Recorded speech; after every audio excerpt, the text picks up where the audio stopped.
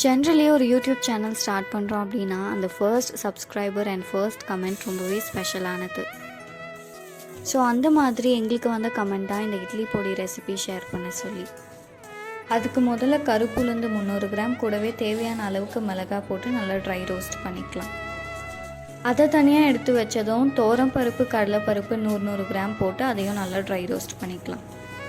அதுக்கப்புறமா கொள்ளு சேர்த்து அதையும் நல்லா ட்ரை ரோஸ்ட் பண்ணிக்கலாம்.